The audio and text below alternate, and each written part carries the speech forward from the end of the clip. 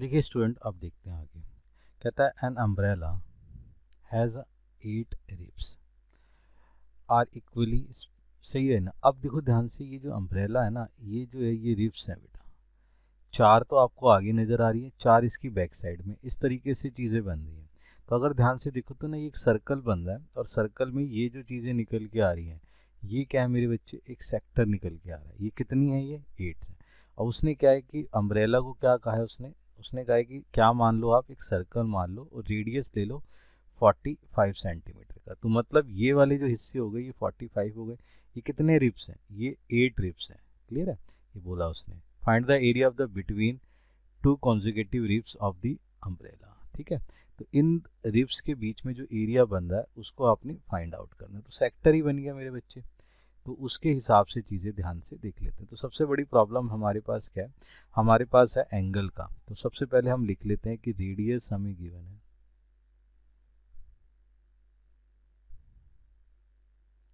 Of the circle.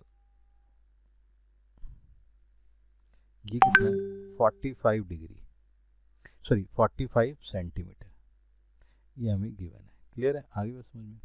और जो number है ऑफ रिब्स, वो कितने मेरे बेटे, 8 है। क्लियर है, आगे बात समझ में। अब हमें क्या है, सबसे पहले इंपॉर्टेंट चीज़ है एंगल फाइंड करना। तो एंगल बिटवीन टू कॉन्जिक्यूटिव, एक साथ जो बन रहे हैं, रिब। सही है बच्चे। ये क्या होता है मेरे बच्चे, ये फॉर्मूला कैसे निकालते हैं इसे समझते हैं। तो इसमें क्या आएगा, central angle of the circle divided by central angle of the circle number of the sector. इसमें आ गई रिब्स। अब मेरे बच्चे, ये अगर सर्कल है पूरा तो कितना डिग्री का एंगल बनेगा, 360 का। और रिब्स कितनी है, 8। डिवाइड करने पर कितना आ गया, 45 डिग्री। तो ये मेरे पास एंगल निकल के आ गया 45 डिग्री का। ठीक है ना बच्चे, ध्यान से समझते हैं। तो हमारे पास area between two consecutive ribs, ये क्या हो जाएगा मेरे बच्चे, ये एरिया ऑफ वन सेक्टर बन जाएगा ऑफ द सर्कल। अब बेटा एरिया ऑफ द सर्कल क्या हो गया, सेक्टर क्या हो गया, pi, sorry theta upon 360 into pi r square. ठीक है। थीटा कितना है मेरे पास, थीटा है 45 डिवाइडेड बाई 360। पाई मेरा कितना हो जाएगा बच्चे, 22 अपॉन में 7। आर मेरा कितना है, 45 भी है, तो ये आ गया 45। क्लियर है। तो इसको सॉल्व करेंगे तो आंसर आ जाएगा, मल्टीप्लाई करने पे double divided by 28 centimetre square. तो इस तरीके से हम क्या कर सकते हैं, इसको फाइंड आउट कर सकते हैं। तो ये रिब्स थी बेटा, इसके हिसाब से हमने कैलकुलेट कर लिया। देन देखते हैं बच्चे नेक्स्ट क्वेश्चन। अब कह रहा है a car has two wipers, सही है, विच डू नॉट ओवरलैप। सही है। क्या होता है कि जैसे आपने कार देखा हो, बारिश वारिश आती है ना बेटे, तो वहाँ पर बारिश को, पानी को साफ करने के लिए आगे जो शीशे लगे होते हैं उसके लिए, तो वो वाइपर्स होते हैं। तो each wiper has a blade, length क्या है, वो जो साफ करने का जो ब्लेड है उसका जो लेंथ दे रखा है वो कितना है, 25 सेंटीमीटर। ठीक है। और स्वीपिंग के थ्रू द एंगल, वो कितने डिग्री का एंगल बना रहे हैं, 115 डिग्री का। Find the total area cleaned at each sweep of the blades. तो कितना एरिया वो, सही है, साफ करेंगे, उसका हमें फाइंड आउट करना है। तो यहाँ पे भी हम लिख लेते हैं। तो सबसे पहले लिख लेते हैं the play of each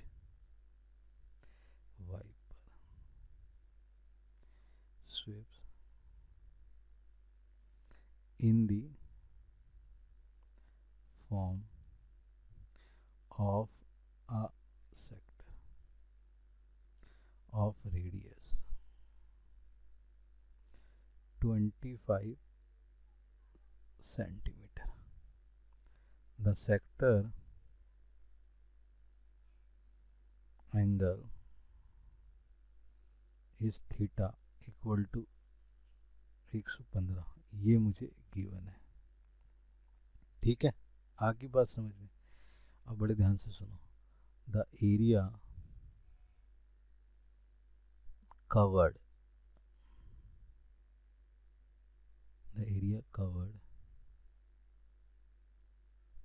by one blade कितना है? Theta upon 360 into pi r square. ठीक है, वो इस तरीके से कवर करता है. ठीक है, तो नाउ ये कितना हो गया? 115 360 इंटू पाई आर कितना है मेरे बच्चे?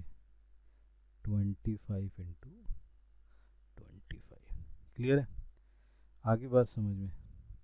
अब इसको हम सॉल्व कर लेते हैं. तो ये कितना हो गया? 115 360 इंटू 22/7 इंटू 25 इंटू 25. तो इसको सॉल्व करेंगे तो आंसर आ जाएगा 158,125 divided by 126 centimetre square. Clear है बच्चे? इस तरीके से हम ये देख सकते हैं कि वो जो एरिया है कितने कवर करेगा. तो यहाँ 1 की जगह ना मैं एक चीज़ कर लेता हूँ, क्योंकि वो बोथ है ना.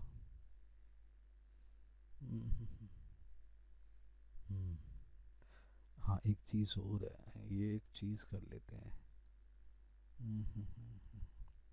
ये 1 है, बोथ है ना. तो यहाँ पर ये जो एरिया है ये एरिया 1 का है, और ये जो वैल्यूएशन निकाल ली, ये जो वैल्यूएशन है ये यहाँ पर हम इसको क्या करते हैं, क्योंकि उसने बोथ मांगा था तो ये हो गया बोथ. तो बोथ के लिए क्या आ जाएगा? यहाँ 2 आ जाएगा मेरे बच्चे. ये ध्यान रखो, ये 1 ब्लेड का मैंने एरिया निकाला है, ये निकला मेरा ये वाली वैल्यूएशन. इसको यहाँ पुट करके ना मैंने बोथ का निकाल लिया, क्योंकि यहाँ पे ना टोटल एरिया सही है जी, उसने जो मांगा है वो बोथ मांगा है. कवर कैसे होगा? देखो बेटे, कार का ना ये वाला जो हिस्सा होता है, आगे वाला हिस्सा जो यहाँ पे शीशा लगा होता है, तो यहाँ पर जो वो चीज़ आती है तो वो एक तो इस हिस्से को कवर करती है. ठीक है, और इसी तरीके से वो इधर वाला हिस्सा भी कवर करती है. ठीक है, तो वो बोथ मांग रहा है, तो बोथ के लिए मैंने यहाँ पे 2 से मल्टीप्लाई करी, देन ये आंसर आ गया. क्लियर है? आगे बात समझ में. तो 1 के लिए आपका ये आंसर है, और बोथ के लिए आपका 2 से मल्टीप्लाई करने पर ये आ जाएगा आंसर. क्लियर? नाउ आगे देखते हैं बच्चे. नेक्स्ट क्या है? To warn ship for underwater rocks a lighthouse spread a red colored light over a sector of an angle is 80 degree to at a distance of 16.5 kilometer. Find the area of sea over which the ships are warned. अब बड़े ध्यान से सुनो, यहाँ पर हमें जो चीज़ें निकालनी है वो देखना है. तो एरिया ऑफ द सेक्टर, ये देखो कितना है. सही है जी, ये तो निकालना है. तो यहाँ पर मैं ये एंगल गिवन है तो मैं इसे एंगल लिख लेता हूँ. ये मेरे पास एंगल आ गया. एंगल कितना है मेरे बच्चे? 80 डिग्री. क्लियर है? डिस्टेंस कवर्ड, कितनी कवर्ड हो रही है उससे distance, equal to 16.5 kilometre. Clear है? Radius of the sector formed, कितना एरिया ऑफ सेक्टर फॉर्म्ड है? 16.5 सेंटीमीटर. सॉरी किलोमीटर, ये किलोमीटर है, 1 किलोमीटर है. ठीक है, यही हमारा रेडियस. अब ध्यान से सुनो, area of the sea over which ship are वन। ये क्या कहलाता है मेरे बच्चे? ये एरिया ऑफ ए सेक्टर ही होता है। तो ये area of a sector theta upon 360 into pi r square. Theta कितना है हमारे पास? 80 है। 360 हमारे पास ये आ गई वैल्यू। पाई की वैल्यू कितनी है? ये गिवन है 3.14।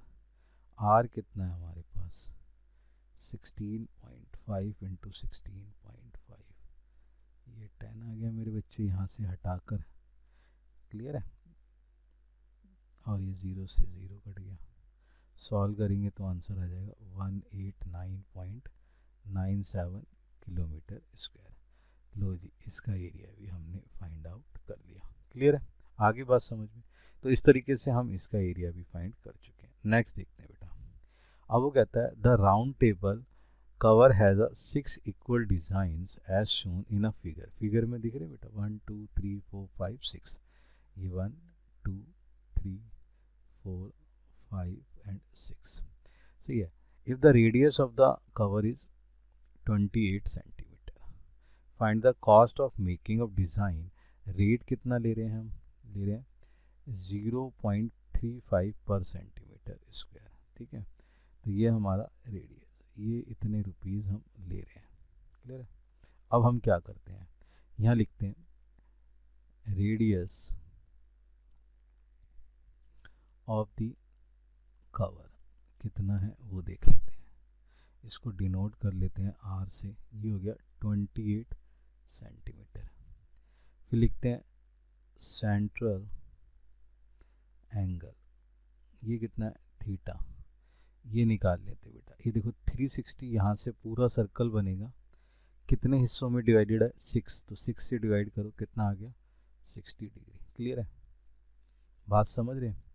यहाँ पर आपने पोजीशंस देखनी है।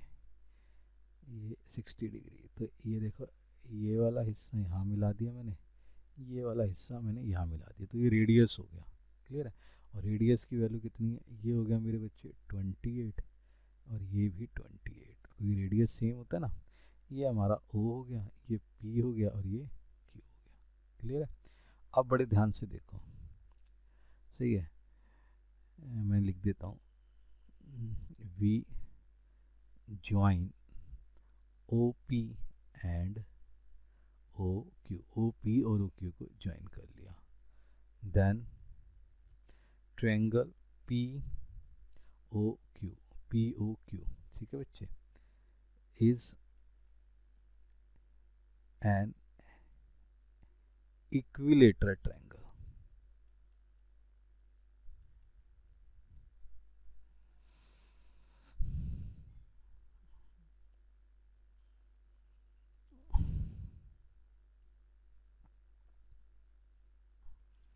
अब बड़े ध्यान से देखो ये इक्विलेटरल ट्रायंगल कैसे बना। देखो रेडियस तो ये आपकी गिवन है। क्लियर है? बात समझ रहे हैं? ये हो गया 28 और ये हो गया 28। क्लियर? अच्छा, यहाँ पर एंगल क्या हो गया? 60 डिग्री हो गया। ठीक, दिस कवर इज दिस। ठीक है, अब ध्यान से समझो। With side 28 centimetre. अब ध्यान से समझना। तो यहाँ पर जब इक्विलेटरल ट्रायंगल्स हो गए तो उसके बाद अब हमें एरिया ऑफ ए डिज़ाइन निकालना है। तो area of one design,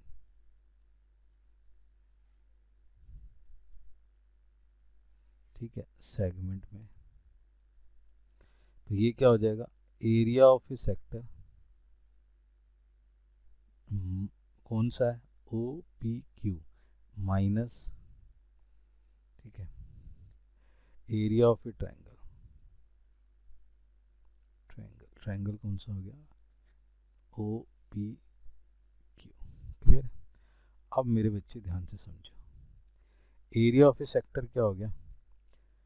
theta upon 360 into pi r square, और एरिया ऑफ कैसा है, इक्विलेट ट्रायंगल है, तो √3/4 इंटू साइड का स्क्वायर। क्लियर। तो थीटा कितना है आपका वो चेक कर लेते हैं, तो हो गया 60/360, पाई की वैल्यू सही है, पाई की वैल्यू ले लेते हैं 22/7 इंटू आर। आर कितना है मेरे बच्चे, आर है 28 इंटू 28 माइनस √3/4 28 माइनस 28। क्लियर है। अब इसको सॉल्व कर लेते हैं। ठीक है, तो जैसे ही आप इसको सॉल्व करेंगे तो इसका आंसर आ जाएगा आपके पास 77.47। तो आप इस वैल्यू में से इस वाली वैल्यूज़ को माइनस कर दीजिए, तो ये आ जाएगा कैलकुलेशन के बाद। ठीक है, अब बड़े ध्यान से समझो, जो चीज़ हमने इम्पॉर्टेंट है वो है क्या, यहाँ पर मेकिंग चार्जेस दे रखे हैं 0.35। ये जो निकला है आपका ये एरिया है, इसको बेटा सॉल्व कर लेना और देन इसको सॉल्व करके माइनस की वैल्यू निकल आएगी। अब जो इम्पॉर्टेंट चीज़ है वो सीख लेते हैं। तो यहाँ पर जो चीज़ें हैं, तो total area of 6 design segment, वो कितना हो जाएगा, 6 इंटू कितना था बेटा 77.47, तो 77.47, तो इसको सॉल्व करेंगे तो 464.82 सेंटीमीटर स्क्वायर आ जाएगा। ठीक है, अब हमने कॉस्ट कितनी लगाई है वो देखना है। Cost of making the design, cost of the making design, तो ध्यान से देखो 0.35 पर सेंटीमीटर स्क्वायर, तो हमारे पास पूरा वैल्यूएशन निकल के आएगा 464.82 मल्टीप्लाई बाय 0.35, तो कॉस्ट निकल आएगी तो 162.69 ये रुपीज़ इतनी कॉस्ट लग जाएगी हमें उस डिज़ाइन को बनाने के लिए। तो मेरे बच्चे यहाँ पर ना एक चीज़, नई चीज़ क्या आई है आपको, कि जो डिज़ाइन है उसको बनाने के लिए जो सेगमेंट्स है ना मेरे बच्चे, ये वाला जो सेगमेंट है, इस सेगमेंट्स का डिज़ाइन बनाने में जो खर्चा आया, एक सेगमेंट पर सेंटीमीटर स्क्वायर आ रहा था 0.35, तो हमने क्या करना है, ये माइनर सेगमेंट निकाल के ना, तो आपने क्या करना है, ये टोटल है कितने 6, 1 2 3 4 5 6 ना, 6 से मल्टीप्लाई करके तो टोटल आ जाएगा कितने डिज़ाइन का बनवाना है, और पर सेंटीमीटर स्क्वायर का 0.35 था, तो 0.35 से मल्टीप्लाई करके टोटल कॉस्ट की वैल्यू निकाल ली थी। क्लियर है, यहाँ तक समझ में आएगा। तो ये आपने एक नया क्वेश्चन देख लिया जिससे कि आप कॉस्ट वैल्यू भी निकाल सकते हैं। नेक्स्ट देखते हैं बच्चे।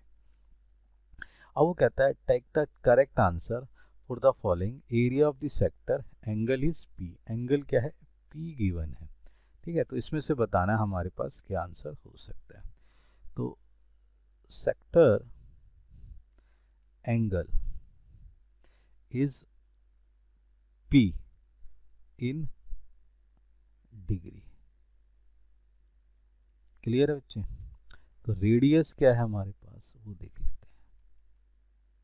Of the circle equal to R. ये जी रेडियस की बात है, ये हमारे एंगल की बात है। तो एरिया ऑफ ए सेक्टर